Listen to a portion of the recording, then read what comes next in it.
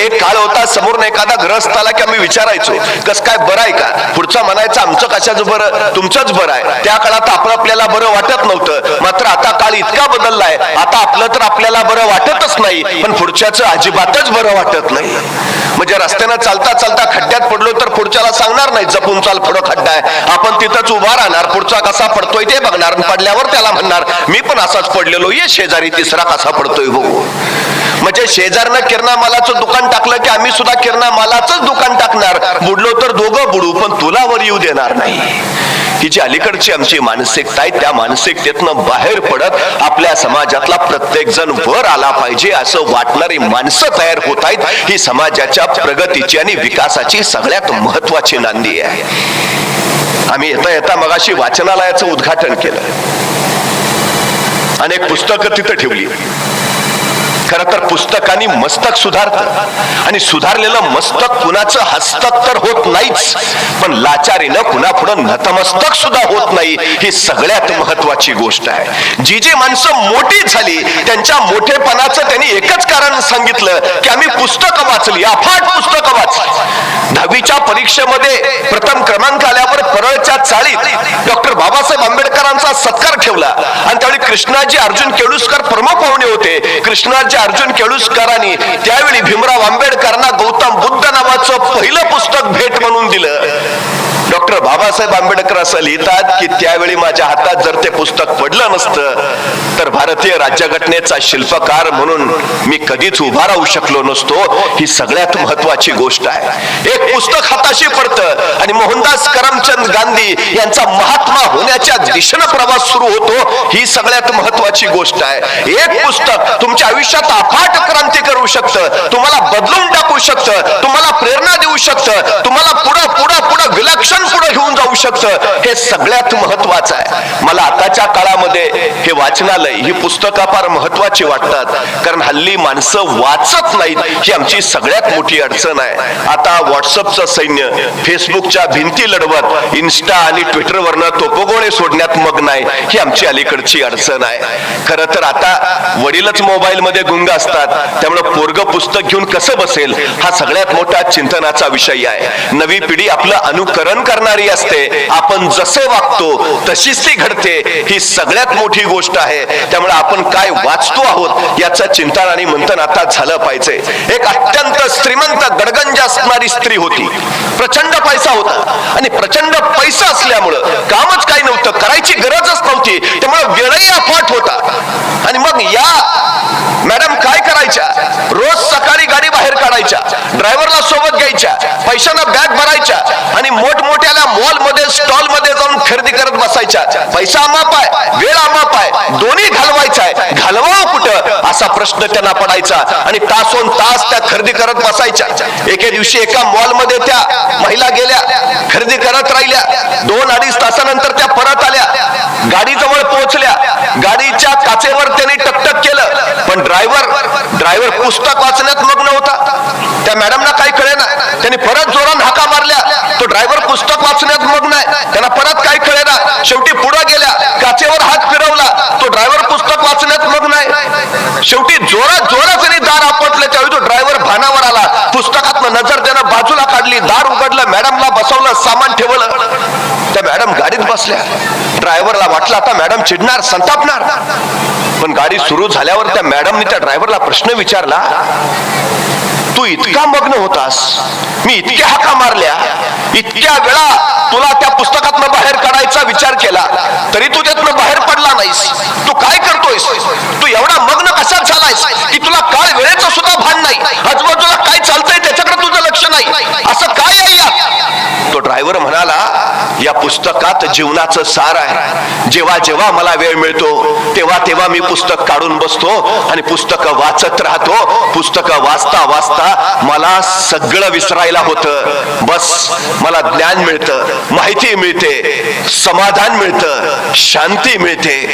त्या मॅडमनी विचारलं, अरे त्याच्याच शोधात तर मी आहे. मी खरेदी करत 2-2 तास का घालवते, माझ्याकडे वेळ भरपूर आहे, पैसा भरपूर आहे, पण समाधान नाही, शांती नाही, ज्ञान नाही. हे कुठे मिळतं पुस्तक, चल मला तिथं घेऊन चल. त्या ड्रायव्हरनं त्या मॅडमना एका पुस्तकाच्या लायब्ररीमध्ये घेऊन गेला आणि या मॅडमनी त्या लायब्ररीमधनं प्रचंड मोठी पुस्तकं खरेदी केली, गाडी पुस्तकांनी भरली आणि ती घरी आली. त्या दिवसापासून त्या मॅडमनी फक्त आणि फक्त पुस्तकं वाचायला सुरुवात केली. आता त्यांना वेळ पुरत नव्हता, आता कुठं जाऊन काय करावं याची गरज पडत नव्हती. त्या अखंडपणे फक्त वाचत राहिल्या. आता खरेदीला बाहेर पडायच्या त्या फक्त पुस्तकं खरेदी करायला. अखंडपणे त्यांचं वाचन चालू झालं. काळ काळ काळ सरत राहिला. एके दिवशी त्यांच्या घराच्या दारावर टकटकचा आवाज आला. या वाचनात मग्न होत्या. बराच वेळ दार वाजत राहिलं. शेवटी वैतागून उठल्या. दार उघडलं. दारात कुणीतरी अनोळखी होता. त्या मॅडमने विचारलं, कोण हवाय? तो दारातला व्यक्ती म्हणाला, तुम्ही हवे आहात, मी तुम्हाला न्यायला आलोय. पण तुम्ही कोण? मी यमराज. या पृथ्वी तलावरचं तुमचं आयुष्य संपलंय, मी तुम्हाला न्यायला आलोय, चला. त्या मॅडम म्हणल्या, वेडायस का काय? काल तर 40 पुस्तकं घेऊन आली, आत्ताशी 5च संपलीत, अजून 35 वाचायची शिल्लक आहेत आणि कुठे घेऊन चला? पुस्तकं वाचल्याशिवाय मी तुझ्या बरोबर येणार नाही. मला उरलेली नवीन आणलेली सगळी पुस्तकं वाचू दे, मग मी तुझ्या बरोबर येते. मला येताच येणार नाही. यमराज म्हणला, असं असतं का कुठं? मी न्यायला आलोय, संपलाय तुमचा काळ, चला बरोबर. मी येणार नाही. त्या मॅडम ऐकायलाच तयार नाही. मग करू काय मी? थांब, माझी पुस्तकं वाचून होईपर्यंत इथंच थांब. पुस्तकं वाचून झाली की मी येते तुझ्या बरोबर. शेवटी यमराजाचा नाईलाज झाला. म्हणला, ठीक आहे, बसतो इथं, वाचा तुमचं काय ते उरकान, चला पटकन. तो यमराज दाराजवळच थांबला. या मॅडम परत पुस्तकं वाचायला आत गेल्या. तास 2 तास झाले. परत दारावर थप्पा पडायला लागल्या. त्या बाई वैतागानं उठल्या. दार उघडलं. दारात परत यमराजच. आता काय? अहो, तुम्ही पुस्तकं वाचत बसाल, पण मी इथं उभा राहून काय करू? तुमचं होईपर्यंत मला काहीतरी द्या ना, म्हणजे माझा वेळ जाईल. त्या मॅडम म्हटल्या, थांब. आत गेल्या. 10-20 पुस्तकं घेऊन आल्या. यमाच्या हातात दिली. माझी पुस्तक वाचून होईपर्यंत तूही वाच. यमराजानं पुस्तकं घेतली आणि यमराज तिथंच बसला. पुस्तकच वाचतोय. यमराज सुद्धा पुस्तकं वाचण्यात इतका वेडा झालाय की आता माणसांना न्यायला यमराज खाली येत नाही. आता कधी कोरोना येतो, कधी ओमायक्रॉन येतो, कधी एखादा अपघात होतो, नाहीतर अटॅक होतो, पण यमराज आलाय आणि कुणाला घेऊन गेलाय असं होत नाही. यमराज तेव्हापासून पुस्तकं वाचण्यात जो मग्न आहे तो अजून पुस्तकच वाचतोय. गोष्ट साधी आहे, हसण्यावर नेण्यासारखी आहे, पण याच्यातला अर्थ इतका मोठा आहे की ज्याच्या हातात पुस्तक आलं त्याचं मस्तक कुठल्याही प्रश्नात अडकत नाही. ही सगळ्यात महत्वाची गोष्ट आहे. सुधारायचं असेल, घडायचं असेल, वाढायचं असेल, बहरायचं असेल, फुलायचं असेल तर पुस्तकांनाच आपले संगाती बनवा, कारण तेच तुमच्या आयुष्याला आकार देऊ शकतात. ही सगळ्यात महत्वाची गोष्ट आहे. या फाउंडेशनचं मी मनपूर्वक अभिनंदन त्यासाठी करतो की आपण वाचनालय सुरू केलं. ही सगळ्यात आणि सगळ्यात महत्वाची गोष्ट आहे. हे सगळ्यात गरजेचं आहे, कारण याच्यातूनच आपली मुलं घडतील, याच्यातूनच उद्याची पिढी घडेल, याच्यातूनच विचार निर्माण होतील, याच्यातूनच संस्कार तयार होतील आणि संस्कारातूनच उद्याच्या पिढ्या घडत जातील. हे सगळ्यात आणि सगळ्यात महत्वाचं आहे. खरं तर एज्युकेशन हा 3 लॅटिन शब्दांपासून बनलेला शब्द आहे. एज्युकेरे, एज्युकेअर आणि एज्युकेशन म्हणजे विद्यार्थ्यांमधले सुप्त गुण शोधणं, त्या सुप्त गुणांचं संवर्धन करणं आणि त्यांना योग्य व्यासपीठ मिळवून देणं. या 3 क्रिया जिथं घडतात त्याला शिक्षण असं म्हटलं जातं. पण दुर्दैवानं अलीकडच्या शिक्षण पद्धतीमध्ये आम्ही विद्यार्थ्यांमधले सुप्त गुण खरंच शोधतो का? त्या सुप्त गुणांचं संवर्धन करतो का? आणि त्याला योग्य व्यासपीठ मिळवून देतो का? हा सगळ्यात मोठा चिंतनाचा विषय आहे. वाचलं पाहिजे, वाचत राहिलं पाहिजे, त्याच्यातून विचार तयार होतात, विचारातून आचार घडतात. पण या वाचनाला एक शिस्त हवी. शिस्तीतनं तुम्हाला जे बनायचं आहे त्याची दिशा कळायला हवी, ती मिळायला हवी. यासाठी अभ्यासक्रमाचा आराखडा आखण्यात आला आणि मग तुम्हाला कुठं जायचं आहे यासाठी त्याच पुस्तकांचा एक अभ्यास तुम्हाला देण्यात आला. पण सगळ्यात महत्वाची गोष्ट, आमचा तुमचं अलीकडचं शिक्षण हे मार्कांपुरतं मर्यादित झालं, उत्तम मार्क पडावेत यासाठी वाचन आमचं झालं, पण शिकावं, ज्ञान मिळवावं यासाठी किती वाचतात हा सगळ्यात मोठा चिंतनाचा आणि महत्वाचा विषय आहे. मानवी जीवनामध्ये पैसा जितका महत्वाचा, विद्यार्थी जीवनामध्ये मार्क तितका महत्वाचा, ही सगळ्यात महत्वाची गोष्ट झाली.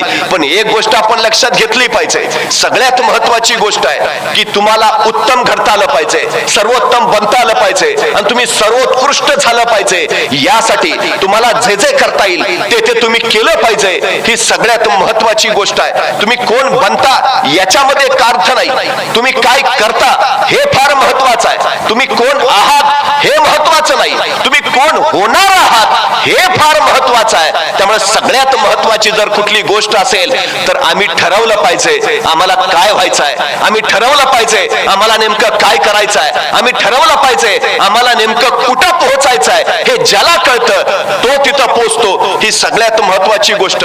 उदाहरणार्थ तुम्ही कोपरगावच्या बस स्टँडवर दिवसभर उभा राहिला, गाड्या येत आहेत, गाड्या जात आहेत, कुणीतरी सायंकाळी विचारलं, अरे दिवसभर बघतोय तू स्टँडवरच उभा आहे, तुला कुठं जायचंय का, गाड्या येत आहेत जात आहेत, तू कुठल्याच गाडीत बसला नाहीस असं का.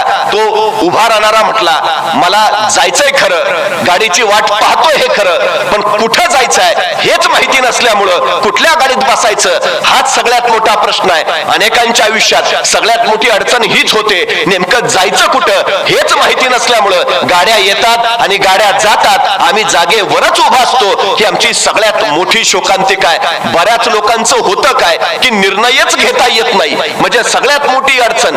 काही काही लोकांना विचारावं की मग काय काय करायचं ठरवलंय, एखादा सांगतो मला समाजसेवा करण्याची आवड आहे, आम्ही सरळ सांगतो नको येऊस यात.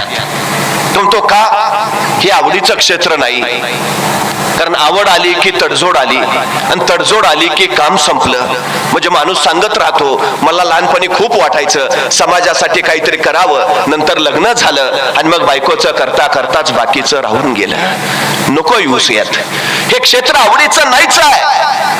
मार खावा लागेल, प्रहार सोसावा लागेल, स्वतःला जाळून घ्यावं लागेल, तेव्हा समाज उजळून निघेल. हे सगळं सोसायची जर तयारी असेल तर ये, तर ये. ठरलं पाहिजे काय करायचं आहे. सचिन तेंडुलकरला इयत्ता 4थी मध्ये कळालं आपण उत्तम फलंदाजी करू शकतो, 4थीच ठरलं मला फलंदाजच व्हायचं आहे, बाकी काही लक्ष दिलं नाही. आयुष्यभर तो फक्त फलंदाजी फलंदाजी आणि फलंदाजीच करत राहिला. तो जागतिक कीर्तीचा फलंदाज झाला. इरफान पठाणला इयत्ता 9वीत कळालं आपण उत्तम गोलंदाजी करू शकतो, मला गोलंदाजच व्हायचा आहे. तो तिथून सराव करत राहिला, तो भारतीय क्रिकेट संघात गेला. पण सचिन तेंडुलकर इतकी प्रसिद्धी ख्याती मिळवू नाही शकला का, सुरुवात उशिरा झाली. तुमची सुरुवात जेवढ्या लवकर होईल तेवढ्या अधिक शिखरावर तुम्ही पोहोचाल, हे सगळ्यात महत्वाचं. ठरू द्या आता काय करायचंय तुम्हाला, काय बनायचंय तुम्हाला. आमची अडचण अशी आहे आमचं ठरलेलंच नाही हो, आणि नव्या पिढीचं तर अजिबात ठरलेलं नाही. एखाद्याला विचारावं तुला काय व्हायचंय, बघू आई म्हणते डॉक्टर हो, बाबांचं चाललंय नको इंजिनियरच हो. अरे तुला काय वाटतं, नाही मी अजून ठरवलं नाही. मग करणार काय, बाबा म्हणलेत काहीच नाही झालं तर माझ्या जागेवर चिटकवतो. चिटका. काय अपेक्षा आहेत आमच्या, काय स्वप्न आहेत आमची. आमच्या पोरांच्या उरात स्वप्न पेरायला शिकलं पाहिजे, आम्ही स्वप्न दाखवायला शिकलं पाहिजे त्याला. तुमचा खिसा जेवढा असतो ना तेवढंच तुम्हाला मिळतं, त्यामुळे खिसा शिवून घेताना एवढा मोठा शिवून घ्या की तुम्हाला मोठं मिळालं पाहिजे, हे सगळ्यात महत्वाचं आहे. स्वप्न मोठी मोठी मोठी बघायला शिकवा आमच्या पोरांना. बस झालं नाही, असंख्य माणसं आहे. ठरवलं, पटकन ठरवलं.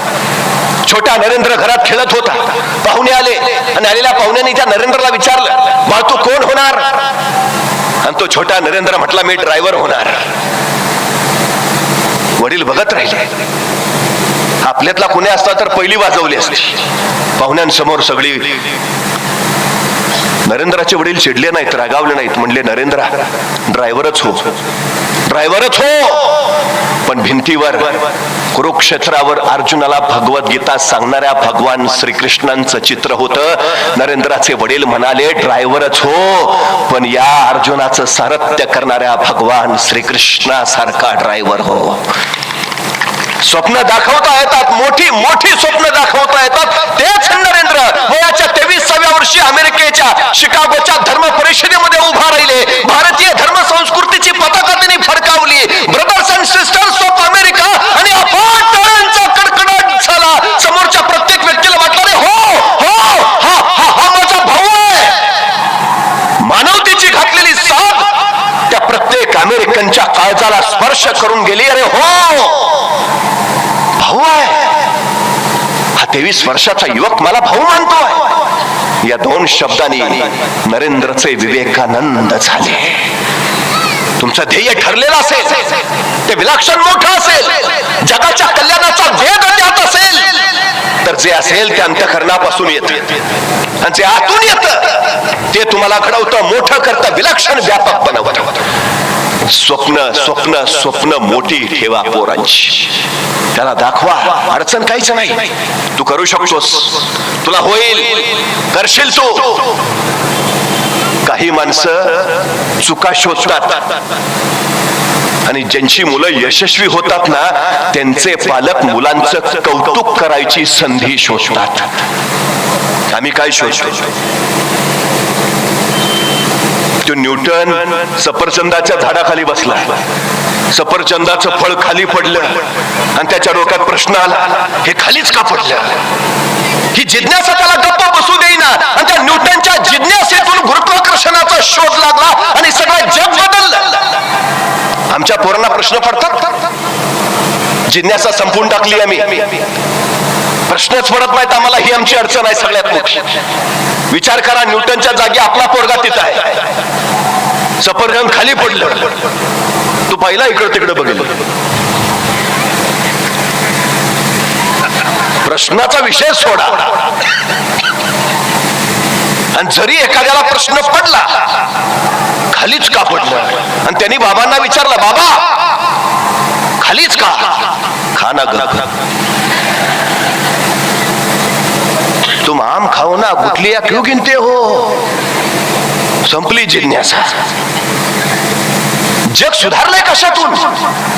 व्यापक कशातून झालं? हे शोध कशातून लागले? जिज्ञासेतून. ज्याला प्रश्न पडले त्याने उत्तर शोधली, त्या उत्तरातून विकास झाला. हे सगळ्यात महत्वाचं. छत्रपती शिवाजी महाराजांकडे ही जिज्ञासा होती. सुरतेवर हल्ला केला, इंग्रजांच्या वखारीमध्ये महाराज शिरले. आता या छाप्यामधले मिळवायचंय काय? पैसा, संपत्ती, सोनं नाणं काय जे असेल, पण महाराजांची नजर जिज्ञासू आहे. ते विचार करतात इंग्रज हुशार, इंग्रज विज्ञानात पुढे गेलेले, काहीतरी वेगळं असेल, या इंग्रजांकडे काहीतरी वेगळं असेल. महाराजांची जिज्ञासू नजर फिरफिरत राहिली आणि सापडलं एक कसलं तरी यंत्र महाराजांना सापडलं आणि महाराजांनी ते उचललं, सोबत आणलं. यंत्र उचलून आणलं खरं, पण यंत्र कशाचं आहे तेच महाराजांना माहिती नाही. जिज्ञासा बघा महाराजांची. महाराजांनी पुन्हा इंग्रजांनाच पत्र लिहिलं, ते परवा टाकलेला छापा आम्ही, ते तुमचं यंत्र आणलंय उचलून, पण कशाच आहे ते सांगता का? इंग्रजांनाच विचारतायत. नाही सांगितलं इंग्रजांनी, यंत्र कशाचं आहे ते सांगितलं नाही. पण महाराज स्वस्त नाही बसले, शोध घेतला कशाचं यंत्र आहे, काय उपयोग आहे याचा. आणि महाराजांना कळालं हे छापाई करायचं यंत्र आहे. उत्तम उत्तम उत्तम, छापाई करायचं यंत्र. आणि ग्रंथ छापता येतील, ज्ञान प्रवाहित करता येईल, तळागाळापर्यंत ज्ञान पोहोचवता येईल. हे छापा यंत्र सुरू व्हायला हवं. महाराजांनी इंग्रजांना परत पत्र पाठवलं. ते छापा यंत्र चालवणारा एखादा माणूस पाठवता का? नाही पाठवला इंग्रजांनी. जेवढा काळ महाराज सुरत मध्ये होते तेवढा काळ महाराज ते यंत्र चालू करायचा प्रयत्न करत होते.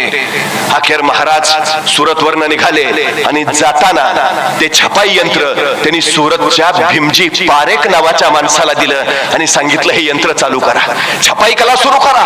महाराज पुढे महाराष्ट्रात निघून आले आणि महाराजांनी दिलेलं यंत्र त्या भीमजी पारेखनं सुरू केलं आणि सुरत मध्ये हिंदुस्थानातला पहिला छापखाना सुरू झाला.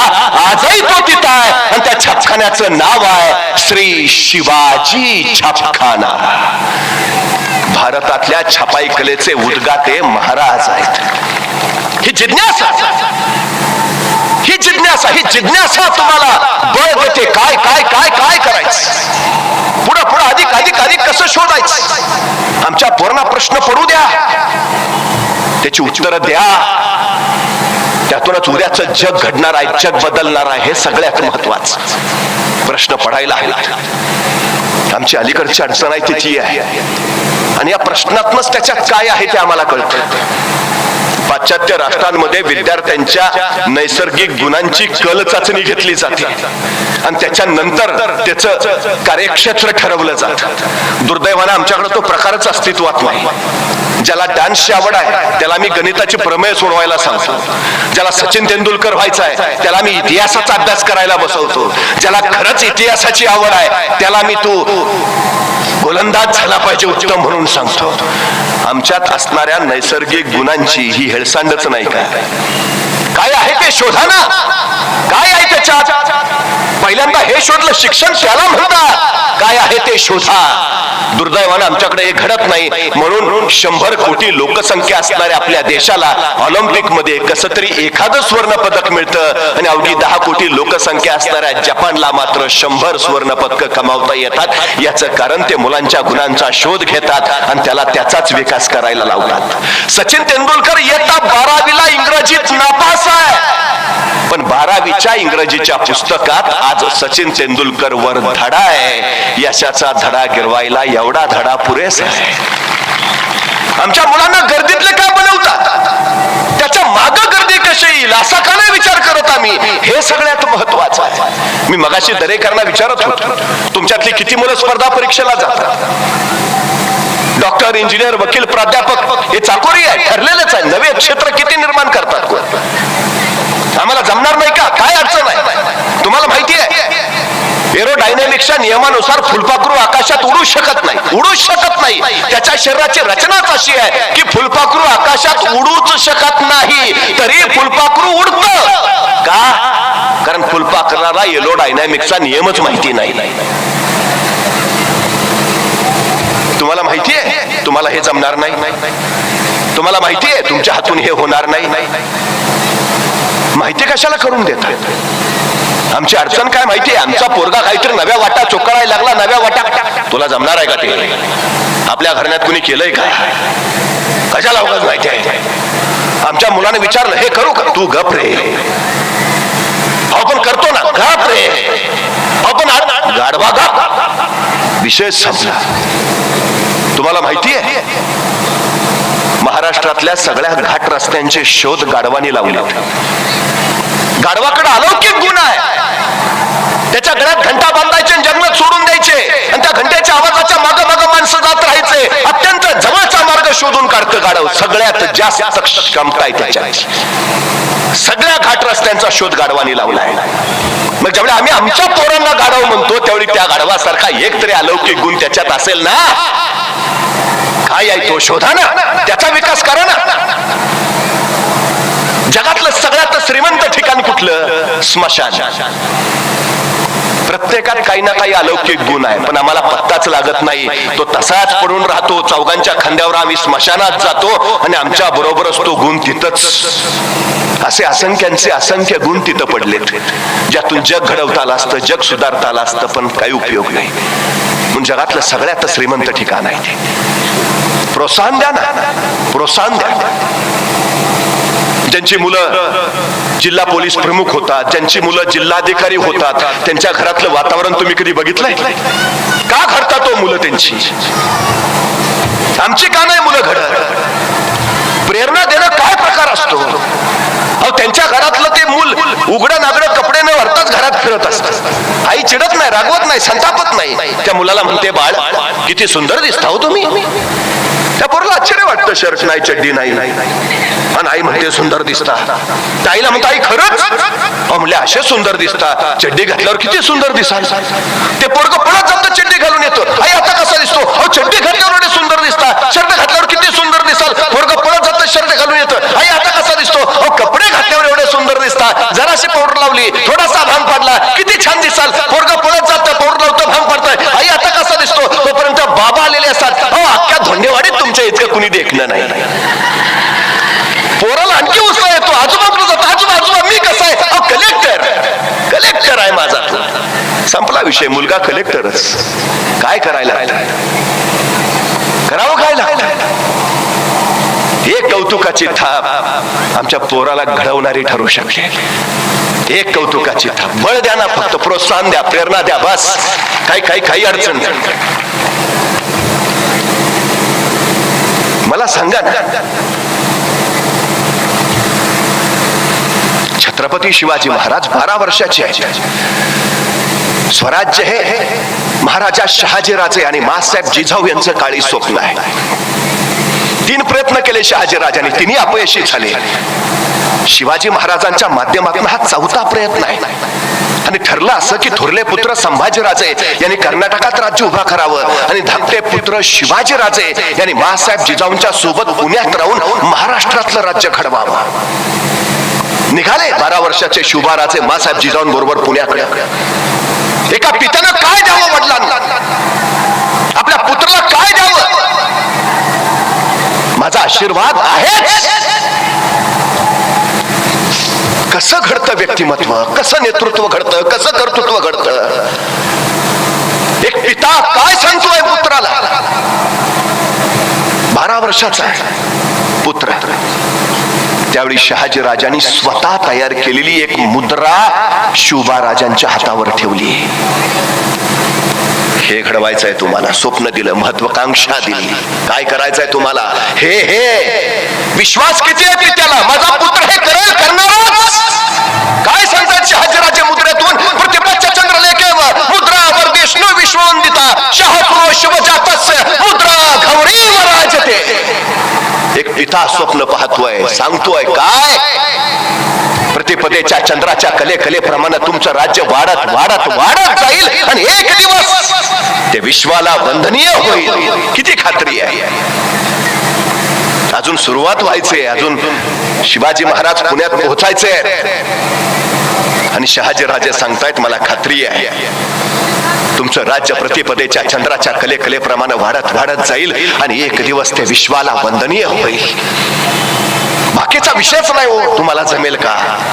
कराल का? होईल का?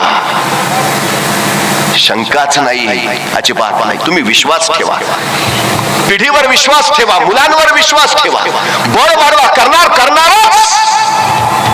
दिली महत्वाकांक्षा, दिली स्वप्न, दिलं आकांक्षा दिली. आणखी काय दिलं? एक छोटं मंत्रिमंडळ दिलं शहाजी राजांनी शुभाराजांच्या सोबत. उद्या तुम्हाला तुमचं मंत्रिमंडळ उभा करायचं आहे. आणि काय दिलं? भगवा ध्वज दिला. तुमच्या उद्याच्या उभा राहणाऱ्या स्वराज्याचा हा दौलत ध्वज बनवा. केवढी खात्री आहे?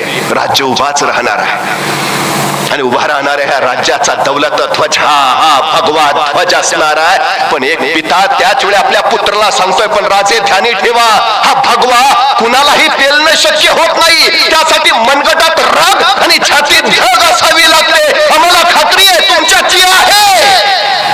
हा भगवा साधा नाही, हा भगवा भगवान श्रीकृष्णांचा, हा भगवा प्रभू श्री रामचंद्रांचा, हा भगवा रामकृष्ण हरी म्हणत वारीला जाणाऱ्या वारकऱ्यांचा, हा भगवा हर हर महादेव म्हणत रंगावर कोसळणाऱ्या धारकऱ्यांचा, हा भगवा त्यागाचा, शौर्याचा, पराक्रमाचा, हा भगवा स्मितेचा, अभिमानाचा आणि स्वाभिमानाचा राजा.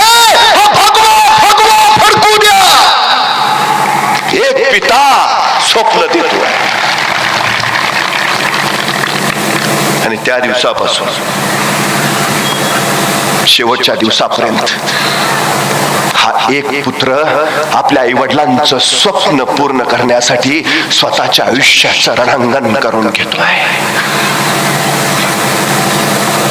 35 वर्षात 750 वर्षाचं पारतंत्र्य हटवलंय. 35 वर्षात फक्त जगाच्या पाठीवर अशी क्रांतीच घडली नाही कुठे. 35 वर्षात 750 वर्षाचं पारतंत्र्य हटवलं आणि 6 जून 1674 आपल्या पित्यानं दिलेलं स्वप्न या पुत्रानं पूर्ण केलं. महाराजांचा राज्याभिषेक झाला. घडवता येतं हवं तसं. मानवी व्यक्तिमत्वाचे अभ्यासक आणि मानववंश शास्त्रज्ञ असं म्हणतात की नुकतंच जन्माला आलेलं एखादं नवजात बाळ तुम्ही आम्हाला आणून द्या आणि त्याला काय बनवायचं ते सांगा, आम्ही बनवून देतो. बनवता येतं, घडवता येतं, हवं ते. मुलं डॉक्टर बनवायचं बनणार, इंजिनियर बनणार, चित्रकार बनणार, खेळाडू बनणार, हवं ते. मातीच्या गोळ्याला जर आकार देता येतो तर जिवंत हाडामांसाच्या गोळ्याला आकार देण्यात अडचण काय आहे? हवं ते घडवता येतं, हवं तसं. आजूबाजूचं वातावरण, आजूबाजूचे संस्कार, प्रेरणा, ते ते ते तसं हवं, बस, बाकी काही नाही. सगळ्यात महत्वाची गोष्ट ती आहे, सगळं आहे, सगळं आहे. शिक्षण म्हणजे काय? एक शिल्पकार दगडातनं सुंदर सुंदर मूर्ती तयार करत होता, विलक्षण असामान्य मूर्ती. माणसं बघायची आणि भारावून जायची. कुणीतरी एकानं विचारलं त्या शिल्पकाराला, अहो या ओबड दगडातनं तुम्ही इतक्या सुंदर सुंदर मूर्ती कशा काय तयार करता? तो शिल्पकार म्हटला, मी तसं काहीच वेगळं करत नाही, मी फक्त नको तेवढा भाग काढून टाकतो. मूर्ती दगडातच असतात, मूर्ती तर दगडातच असतात, मी फक्त नको तेवढा भाग काढून टाकतो. आमचं शिक्षण काय करतं? आमच्या विद्यार्थ्यांमधला फक्त नको तेवढा भाग काढून टाकतं, मूर्ती आत असतातच. आता काय काय फारच हुशार असतात, नको तेवढा राहू द्या, बाकीचं जाऊ द्या, अडचण आहे. मी परवा आमच्या महाविद्यालयाच्या प्रांगणातनं फिरत होतो, एक विद्यार्थी पायरीवर निवांत आरामात बसलेला मला दिसला. मी त्याला सहज विचारलं, काय रे निवांत आरामात बसलायस, काय करत का नाही? म्हटलं म्हणजे काय होईल? अरे म्हटलं अभ्यास कर. बरं म्हटलं केला अभ्यास, मग काय होईल? अरे म्हटलं पेपर सोपे जातील. बरं म्हटलं गेले पेपर सोपे, मग काय होईल? अरे म्हटलं चांगले मार्क मिळतील. म्हटलं मिळाले चांगले मार्क, मग काय होईल? अरे म्हटलं चांगली पदवी मिळेल. बरं म्हटलं मिळाली चांगली पदवी, मग काय होईल? अरे म्हटलं चांगली नोकरी मिळेल. बरं म्हटलं मिळाली चांगली नोकरी, मग काय होईल? अरे म्हटलं चांगला पगार मिळेल. बरं म्हटलं मिळाला चांगला पगार, मग काय होईल? अरे म्हटलं चांगले पैसे मिळतील. बरं म्हटलं मिळाले चांगले पैसे, मग काय होईल? अरे म्हटलं त्या पैशाचं तुला पाहिजे तिथे विकत घेता येईल. बरं म्हटलं घेतलं विकत, मग काय होईल? अरे मग म्हटलं तुला निवांत आरामात राहता येईल. मग माझं आता काय चाललंय? हा सगळा उद्योग जर निवांत आरामात राहण्यासाठीच करायचा आहे, आता पायरीवर आरामातच आहे की कशासाठी? काय बनायचं आहे, काय मिळवायचं आहे? आराम हे आयुष्याचं ध्येय असू शकत नाही. निवांतपणा यासाठी हे सगळं झगडणं नाही. का सगळं हवं? अहो आम्ही एखादा सुंदर बंगला बांधतो, बंगल्यावर स्वतःच नावाची पाटी लावतो आणि स्वतःच्या नावाच्या पाठीवर नावाखाली काय लिहितो? 100 एकरचे बागायतदार. नावाखाली काय लिहितो? 80 तोळे सोन्याचे मालक.